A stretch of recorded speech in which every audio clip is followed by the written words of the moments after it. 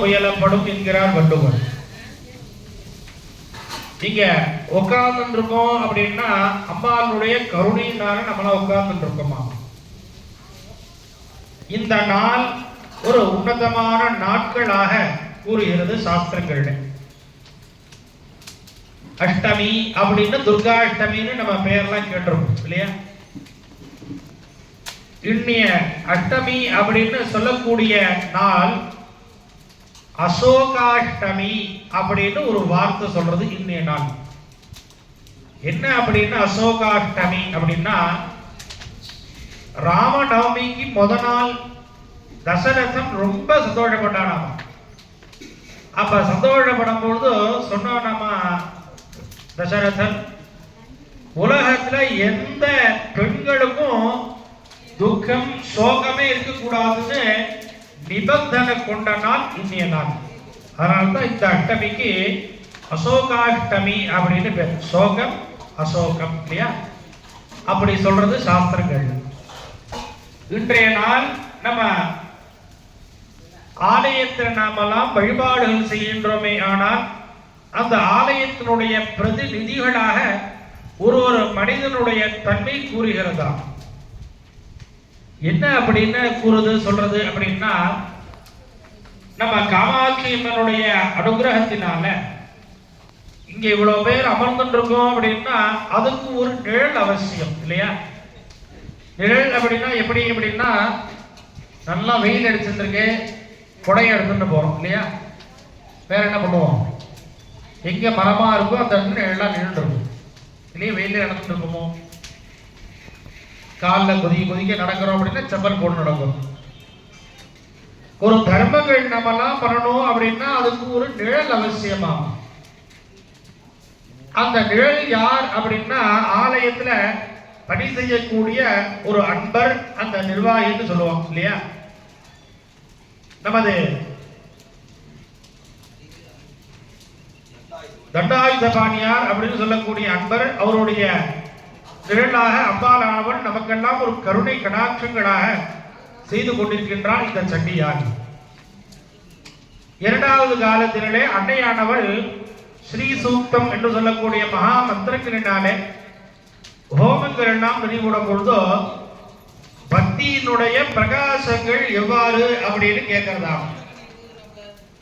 யார் பக்தி பெருசு அப்படின்னு ரிஷிகள் ஆராயிறாளாம். கண்ணப்பனுடைய பக்தி பெருசா, ஹரிச்சந்திரன் அவருடைய பக்தி பெருசான்னு கேட்கிறேன் இல்லையா. நம்மளாம் அந்த யாரும் சொல்லுவோம் கண்ணப்பர் பக்தி பெருசா, ஹரிச்சந்திர கதை பெருசான யாரும் சொல்லுவோம். ரெண்டு கதையும் பார்த்துருக்கோம் இல்லதானே. படத்துல ஹரிச்சந்திர கதை பார்த்துருக்கோம், கண்ணப்பனுடைய கதை எல்லாரும் படிச்சிருப்போம். அந்த கண்ணப்ப நாயனார காட்டிலும் ஒரு மடங்கு பெருசுன்னு ஹரிச்சந்திரனுடைய பக்தியை விவரிக்கிறார். என்ன காரணம் அப்படின்னா ஒரு பக்தன் சுவாமியை திட்டவே மாட்டோம் இல்லையா. திட்டுவோமா நம்ம, ஏன்பா இப்படி பண்ணிட்டு இருக்க அப்படின்னு திட்டுவோமா அப்படின்னா பக்தியினுடைய அடிப்படையில திட்டுறானாமா ஹரிச்சந்திரன். கண்ணப்ப நாயனார் திட்டல. அந்த ஒரு வார்த்தையினாலதான் அந்த ஹரிச்சந்திரனுடைய பக்தி பெருசு அப்படிங்கிறார். எப்படி சொல்றார் அப்படின்னா ஹரிச்சந்திரனுடைய கதை நம்ம எல்லாம் பார்த்திருக்கோம் இல்லையா. அவன் மனைவியே வெட்ட வருவார், 3 வெட்டு வெட்டுவார், ஒரு வெட்டிலையும் பூவா மாறி போயிடும். முதல் வெட்டு வெட்டுவார், மல்லிகை பூவா மாறி போயிடும். 2வது வெட்டு வெட்டுவார், தாமரை பூவா மாறி போயிடும். அப்ப சொல்லும் பொழுதுதான் ஒரு வார்த்தை சொல்ற. யார் சொல்றா அப்படின்னா ஹரிச்சந்திரன் சொல்றார். போ துர்தெய்வத, நீ நல்ல தேவதையா அப்படின்னு யார திட்டுறா, சுவாமி பார்த்து திட்டுறாராமா. பரீட்சித்தும், என்னை இன்னும் எவ்வளவுதான் நீ என்னை பரீட்சை பண்ணுவ, சத்தியத்தை மட்டும்தான் நான் பேசிட்டே இருப்பேங்கிறாராமா. ஜனமீமம் சத்யாவனாத்தோ விரதம், சத்தியத்தை விட்டு நான் மீற மாட்டேன்னு உண்டாராமா. அதுக்கப்புறம் எப்படி சொல்றாராமா, பத்ரி விக்கிரயணம் அப்படிங்கிறார். 32 வருடமா எங்களுடைய ராஜ்யம் ராமராஜ்யங்களை நாங்க ஆண்டுட்டு இருக்கோம். அந்த ராஜ்யத்தை விட்டு நான் வெளியில வந்தேங்கிறாராம். ராஜ்யாது பிரம்சம் அந்நிய தேச கமனம். ராஜ்யத்தை விட்டு அந்நிய தேசம்னு சொல்லக்கூடிய காசிக்கு வந்தேங்கிறாராம். எந்த மனிதனும் எதை விட்டு சாப்பிட்டாலுமே தவிர பத்னியை விட்டு சாப்பிடவே மாட்டானாம். ஆனா நான் பத்னியை விட்டு சாப்பிட்டேங்கிறாராம். பத்னி விக்கிரயணம் அப்படின்னு சொல்லிட்டே வர. இதை மட்டும் சொல்லி முடிக்கலையாமா அவர். அப்புறம் என்ன சொல்றாராமா? சுதஸ்ய நிதனம். என் பையன் சூரியனை பார்த்தது கிடையாது.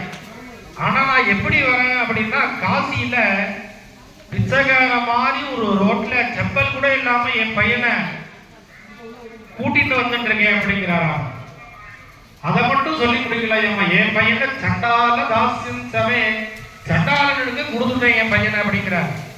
இப்பேற்பட்ட கஷ்டங்கள் அனுபவிச்சிருக்கார் ஹரிச்சந்திர மகாபிரபு. அதை முடிச்ச உடனே என்ன சொல்றாராமா? இன்னொன்னு என்னைய எத்தனை மனசோக்கத்தை கொடுத்தாலும் சத்தியத்தை விட்டு நான் அடுத்த பேசி பேச மாட்டேங்கிறாராம். அதனாலேயே சுவாமி என்ன பண்ணாராமா, அந்த பக்திக்கு மூணாவது வெட்டு வரும்பொழுது சூரியன் அந்த தேவதைகள்லாம் பூமாறி பொழுந்தாராம். மகாவிஷ்ணு லக்ஷ்மி சகிதமா அந்த கையை பிடிச்சாராம். மகா சரஸ்வதி பிரம்மாவை வந்து அந்த கையை பிடிச்சாராம். ருத்ரனும் பார்வதியும் சேர்ந்து அந்த கையை பிடிச்சாராம். இந்த சுவாமியினுடைய கை நம்ம மேல படுறதுன்னா எப்பேற்பட்ட பக்தி இருக்கணும் இல்லையா? அந்த பக்தியினுடைய அம்சம் என்ன அப்படின்னா, சத்தியத்தை நிலைநாட்டுபவனுக்கு சுவாமி அருகாமையிலே இருப்பாராம்.